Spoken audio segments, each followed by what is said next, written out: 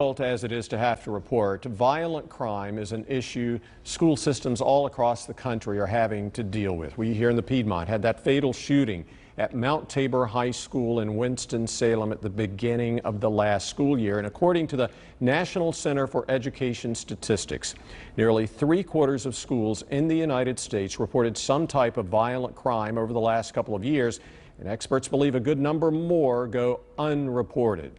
This evening in the Buckley Report, Bob sits down with the man in charge of keeping the Piedmont Triad's largest school system safe to see how you can turn that violent tide. We want you to check in even if you're from another department, because that's just one more layer of security that helps us in. Just as he earned his retirement, Mike Ritchie took on the most daunting of positions. This is the kind of job someone loses sleep over. It really is. I wish I could argue with that. After 30 years in the Greensboro Police Department, where he rose to the level of assistant chief, last year Ritchie became the head of security for Guilford County Schools. You're looking at 70,000 students, 10,000 employees, and over 130 buildings throughout the 640 square mile county. And so that is a lot to take in. What's the biggest challenge you face? The reality is that we have some schools that are 100 years old, and getting them to today's security standards is not as easy as you might think, simply because you've really got to pay attention to the old architecture. When High Point Central was built in 1926 and Dudley and Grimsley High Schools added 3 years later, things like school shootings were relatively rare. But the unique architecture for each meandering school makes it difficult to secure today. So this is key to security.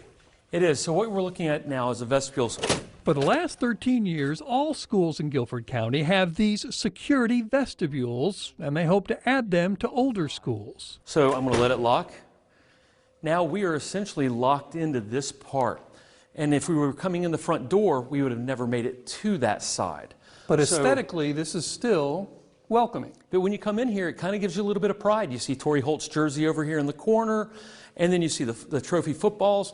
It doesn't let you know that this is security, but this is a key part of the security. Although most mass shootings are not at schools, when these images are all over TV from places like Robb Elementary in Uvalde, Texas this year, and Marjory Stoneman Douglas High School in Florida in 2018, this is what parents fear today. Is that unfair that we think that way? I would say when you're dealing with the emotions of your child and the care and concern around violence, you don't have to be fair.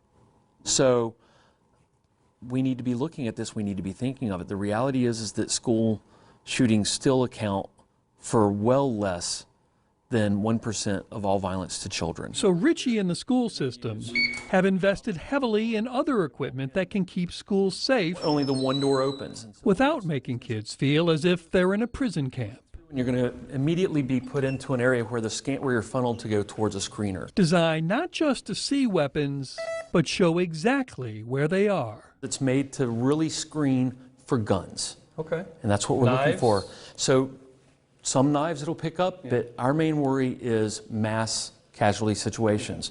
So that's guns, that's pipe bombs, that's anything along that lines. As impressive as that technology may be, for career law enforcement officer Mike Ritchie, it's the faculty and staff that is your child's best line of defense in school. Most staff members, when that child walks through their building, it's their child then, and they feel that to their bones. The hidden camera's eye is no substitute for a loving teacher's eye. Nothing will ever replace an observant teacher and a kind word and a listening ear. Bob Buckley, Fox 8 News. Now, Ritchie says the overwhelming thing violent school situations have in common is bullying. More than 80% of the violence in the last 30 years had some element of bullying as a cause.